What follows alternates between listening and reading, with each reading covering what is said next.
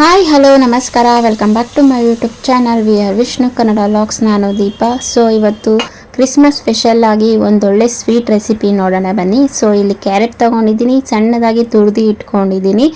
ಇವಾಗ ಇದರಿಂದ ಒಂದೊಳ್ಳೆ ಸ್ವೀಟ್ ರೆಸಿಪಿನ ಮಾಡ್ಕೊಬೋದು. ಕ್ರಿಸ್ಮಸ್ಗೆ, ನ್ಯೂ ಇಯರ್ಗೆ, ಮನೆಗೆ ಯಾರಾದರೂ ಗೆಸ್ಟ್ ಬಂದಾಗ ಕೂಡ ಮಾಡ್ಕೊಬೋದು. ತುಂಬ ರುಚಿಯಾಗಿರುತ್ತೆ.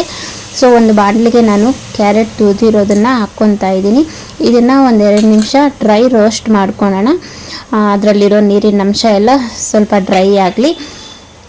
ನೋಡಿ, ಇಲ್ಲಿ 2 ನಿಮಿಷ ಫ್ರೈ ಮಾಡ್ಕೊಂಡ್ರಿ. ಇವಾಗ 2 ಸ್ಪೂನ್ ತುಪ್ಪ ಹಾಕ್ಕೊಂಡು ಇನ್ನೂ 2 ನಿಮಿಷ ಚೆನ್ನಾಗಿ ಫ್ರೈ ಮಾಡ್ಕೊಳ್ಳೋಣ. ತುಪ್ಪದಲ್ಲಿ ನಾವು ಕ್ಯಾರೆಟನ್ನು ಫ್ರೈ ಮಾಡೋದ್ರಿಂದ ರುಚಿ ತುಂಬ ಚೆನ್ನಾಗಿ ಬರುತ್ತೆ. ಮತ್ತು ಇಲ್ಲಿ ನೀರು ಬಳಸೋಂಗಿಲ್ಲ, ಹಾಗೆ ಎಣ್ಣೆನೂ ಬಳಸೋಂಗಿಲ್ಲ.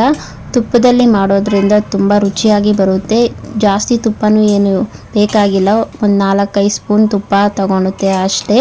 ಆದರೆ ತುಂಬ ರುಚಿಯಾಗಿ ಬರುತ್ತೆ. ಖಂಡಿತ ಟ್ರೈ ಮಾಡಿ ನೋಡಿ ತುಪ್ಪದಲ್ಲೇ.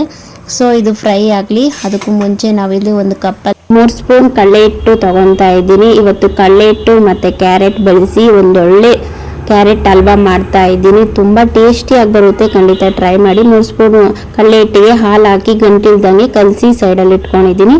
ಸೊ ಇಲ್ಲಿ ನೋಡಿ, ನಾನು ಕ್ಯಾರೆಟು ಚೆನ್ನಾಗಿ ಫ್ರೈ ಆಗಿದೆ. ಇವಾಗ ಅದಕ್ಕೆ ಹಾಲು ಹಾಕ್ಕೊತಾ ಇದ್ದೀನಿ. 1 ಕಪ್ ಹಾಲು ಹಾಕ್ಕೊಂಡು ಇದನ್ನು ಚೆನ್ನಾಗಿ ಮಿಕ್ಸ್ ಮಾಡಿಕೊಂಡು 1-2 ನಿಮಿಷ ಹಾಲಲ್ಲಿ ಕ್ಯಾರೆಟನ್ನು ಚೆನ್ನಾಗಿ ಬಾಯ್ಲ್ ಮಾಡ್ಕೊಳ್ಳೋಣ. ಇದು ಚೆನ್ನಾಗಿ ಬಾಯ್ಲ್ ಆಗಿದೆ ಅಂದಮೇಲೆ ನಾವೇನು ಕಲಸಿಟ್ಕೊಂಡಿದ್ದೀವಿ ಅಲ್ವಾ, ಕಡಲೆ ಹಿಟ್ಟು ಮತ್ತು ಹಾಲು ಹಾಕಿ ಗಂಟಿಲ್ದಿದ್ದಂಗೆ ಅದನ್ನು ಇದಕ್ಕೆ ಆ್ಯಡ್ ಮಾಡಿಕೊಂಡು ಕಡಲೆ ಹಿಟ್ಟು ಹಸಿ ವಾಸನೆ ಹೋಗೋ ಗಂಟ ಚೆನ್ನಾಗಿ ಫ್ರೈ ಮಾಡ್ಕೊಬೇಕಾಗುತ್ತೆ. 1-2 ನಿಮಿಷ ಆದ್ರೂ ಚೆನ್ನಾಗಿ ಫ್ರೈ ಮಾಡಿಕೊಂಡ್ರೆ ತುಂಬ ಟೇಸ್ಟಿಯಾಗಿರುತ್ತೆ. ನಾವು ನಾರ್ಮಲ್ ಹಲ್ವಾ ಮಾಡ್ತೀರಲ್ವ, ಕ್ಯಾರೆಟ್ ಹಲ್ವಾ, ಅದಕ್ಕಿಂತ ತುಂಬ ಹೆಚ್ಚು ರುಚಿ ಕೊಡುತ್ತೆ. ಖಂಡಿತ ಒಂದ್ಸತಿ ಟ್ರೈ ಮಾಡಿ ನೋಡಿ, ಮತ್ತೆ ಬಂದು ಕಮೆಂಟ್ ಹಾಕ್ತೀರಾ ತುಂಬ ಚೆನ್ನಾಗಿ ಬಂದಿತ್ತು ಅಂತ. ಅಷ್ಟು ಚೆನ್ನಾಗಿರುತ್ತೆ. ಸೊ ಇವಾಗ ಇದನ್ನು ಚೆನ್ನಾಗಿ ಫ್ರೈ ಮಾಡ್ಕೊಳ್ಳೋಣ. ಇದರಲ್ಲಿ ಕಡಲೆ ಹಿಟ್ಟು ಹಾಕಿದ್ದೀರಲ್ವ, ಅದು ಹಸಿ ವಾಸನೆ ಹೋಗೋ ಗಂಟ ಚೆನ್ನಾಗಿ ಫ್ರೈ ಮಾಡ್ಕೊಳ್ಳೋಣ. ಸೊ ಇಲ್ಲಿ ಚೆನ್ನಾಗಿ ಫ್ರೈ ಆಗಿದೆ. ಇವಾಗ ಸಕ್ಕರೆ ಹಾಕ್ಕೊತಾ ಇದ್ದೀನಿ. ನೀವು ಸಕ್ಕರೆ ಎಷ್ಟು ತಿಂತೀರೋ ಸ್ವೀಟ್ ಅದ್ರ ಪ್ರಕಾರ ಹಾಕ್ಕೊಳ್ಳಿ. ಸೊ ಇಲ್ಲಿ ನೀವು ಬೇಕಾದರೆ ಬೆಲ್ಲನೂ ಹಾಕ್ಕೊಬೋದು. ಬೆಲ್ಲದಿಂದನೂ ಮಾಡಿದ್ರೂ ತುಂಬ ರುಚಿಯಾಗಿ ಬರುತ್ತೆ. ಇವತ್ತು ನಾನು ಸಕ್ಕರೆಯಿಂದ ಮಾಡಿ ತೋರಿಸ್ತಾ ಇದ್ದೀನಿ. ಸೊ ಇವಾಗ ಸಕ್ಕರೆ ಹಾಕ್ಕೊಂಡು ಚೆನ್ನಾಗಿ ಮಿಕ್ಸ್ ಮಾಡ್ಕೊಳ್ಳೋಣ. ಸಕ್ಕರೆ ಹಾಕ್ಕೊಂಡ್ಮೇಲೆ ಮತ್ತೆ ಇದು ಸ್ವಲ್ಪ ತೆಳ್ಳಗಾಗುತ್ತೆ. ತೆಳ್ಳಗಾದ್ಮೇಲೆ ಇದನ್ನು ಇನ್ನೊಂದು 2 ನಿಮಿಷ ಚೆನ್ನಾಗಿ ಫ್ರೈ ಮಾಡಿಕೊಂಡ್ರೆ ಮತ್ತೆ ಗಟ್ಟಿ ಆಗುತ್ತೆ. ಅಲ್ಲಿ ಗಂಟ ಚೆನ್ನಾಗಿ ಫ್ರೈ ಮಾಡ್ಕೊಬೇಕಾಗುತ್ತೆ. ಸಕ್ಕರೆ ಹಾಕಿದ್ದೀರಲ್ವ, ಅದೆಲ್ಲ ಚೆನ್ನಾಗಿ ಕರಗಬೇಕು.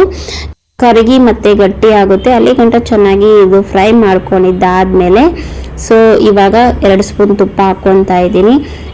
2 ಸ್ಪೂನ್ ತುಪ್ಪ ಹಾಕ್ಕೊಂಡು ಒಂದೊಳ್ಳೆ ಮಿಕ್ಸ್ ಕೊಟ್ಟು ಚೆನ್ನಾಗಿ ಮಿಕ್ಸ್ ಮಾಡ್ಕೊಬೇಕಾಗುತ್ತೆ. ತುಪ್ಪ ಹಾಕ್ಕೊಂಡು ಮಾಡಿ ನೋಡಿ, ತುಂಬ ರುಚಿಯಾಗಿ ಬರುತ್ತೆ. ಇಲ್ಲಿ ಎಣ್ಣೆ ಬಳಸಬೇಡಿ. ತುಪ್ಪ ಮತ್ತು ಹಾಲು, ಗಟ್ಟಿ ಹಾಲು ಇವೆರಡು ಬಳಸಿ ಮತ್ತು 3 ಸ್ಪೂನ್ ಕಡಲೆ ಹಿಟ್ಟು ಹಾಕಿ ಮಾಡಿ ನೋಡಿ. ಹಲ್ವಾ ತುಂಬ ರುಚಿಯಾಗಿ ಬರುತ್ತೆ. ನಮ್ಮ ಮನೆಗಂತೂ ಎಲ್ಲರಿಗೂ ತುಂಬ ಇಷ್ಟ ಆಯಿತು ಈ ಹಲ್ವಾ. ಸೊ ಇವಾಗ ಚೆನ್ನಾಗಿ ಮಿಕ್ಸ್ ಮಾಡ್ಕೊಂಡಿದ್ದೀನಿ. ಇವಾಗ ಇದು ಆಲ್ಮೋಸ್ಟ್ ರೆಡಿ ಆಯಿತು. ಇವಾಗ ಲಾಸ್ಟಿಗೆ ನಾನು ಏಲಕ್ಕಿ ಪುಡಿ ಹಾಕ್ಕೊತಾ ಇದ್ದೀನಿ. ಏಲಕ್ಕಿ ಪುಡಿ ಹಾಕ್ಕೊಂಡು ಮಿಕ್ಸ್ ಮಾಡ್ಕೊಂಡಿದ್ದಾಯಿತು. ನೋಡಿ, ತುಂಬ ಚೆನ್ನಾಗಿ ಬಂದಿದೆ ಅಲ್ವಾ. ಇವಾಗ ಇದಕ್ಕೆ ದ್ರಾಕ್ಷಿ ಗೋಡಂಬಿ ತುಪ್ಪದಲ್ಲಿ ಹುರಿದು ಹಾಕ್ಕೊಳ್ಳೋಣ. ಫೈನಲ್ ಟಚ್ ಬಂದು ದ್ರಾಕ್ಷಿ ಗೋಡಂಬಿ ತುಪ್ಪದಲ್ಲಿ ಹುರಿದು ಹಾಕ್ಕೊಂಡ್ರೆ ನಮ್ಮ ಹಲ್ವಾ ರೆಡಿ ಆಗುತ್ತೆ. ತುಂಬ ಟೇಸ್ಟಿಯಾಗಿ ಬರುತ್ತೆ. ಖಂಡಿತ ಟ್ರೈ ಮಾಡಿ. ಇಲ್ಲಿ ತುಪ್ಪ ಬಂದು 1-2 ಸ್ಪೂನ್ ತುಪ್ಪ ತಗೊಂಡಿದ್ದೀನಿ. ದ್ರಾಕ್ಷಿ ಗೋಡಂಬಿ ಬಾದಾಮಿ ತಗೊಂಡಿದ್ದೀನಿ. ಈ 3 ಹಾಕ್ಕೊಂಡು ತುಪ್ಪದಲ್ಲಿ ಹುರ್ಕೊತಾ ಇದ್ದೀನಿ. ನಿಮ್ಮ ಮನೆಯಲ್ಲಿ ಏನಿರುತ್ತೋ ಅದನ್ನೇ ಹಾಕ್ಕೊಳ್ಳಿ. ಇನ್ನು ಪಿಸ್ತಾ ಮತ್ತು ಬೇರೆ ಡ್ರೈ ಫ್ರೂಟ್ಸ್ ಏನಾದರೂ ಇದ್ದರೆ ಅದನ್ನು ಹಾಕ್ಕೊಬೋದು. ಸೊ ಇಲ್ಲಿ ನಾನು ಬಂದು ಬಾದಾಮಿ, ಗೋಡಂಬಿ, ದ್ರಾಕ್ಷಿ 3 ತುಪ್ಪದಲ್ಲಿ ಚೆನ್ನಾಗಿ ಹುರ್ಕೊಂಡು ನಾವೇನು ಹಲ್ವಾ ಮಾಡಿದ್ದೀರೋ ಅದಕ್ಕೆ ಹಾಕ್ಕೊಂಡ್ರೆ ಒಂದೊಳ್ಳೆ ಟೇಸ್ಟಿಯಾಗಿರುವ ಹಲ್ವಾ ರೆಡಿ ಆಗುತ್ತೆ. ಖಂಡಿತ ಒಂದ್ಸತಿ ಟ್ರೈ ಮಾಡಿ.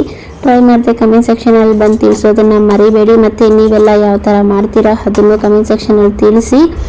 ಸೊ ಇವಾಗ ನೋಡಿ, ಹಲ್ವಾ ರೆಡಿ ಆಯಿತು. ರೆಸಿಪಿ ಏನಾದರೂ ಇಷ್ಟ ಆದರೆ ಒಂದು ಲೈಕ್ ಕೊಡೋದನ್ನು ಮರಿಬೇಡಿ. ಮತ್ತೊಂದು ವಿಡಿಯೋ ಜೊತೆ ಮತ್ತೆ ಸಿಗ್ತೀನಿ. ಅಲ್ಲಿವರೆಗೂ ಎಲ್ಲರಿಗೂ ಬಾಯ್, ನಮಸ್ಕಾರ.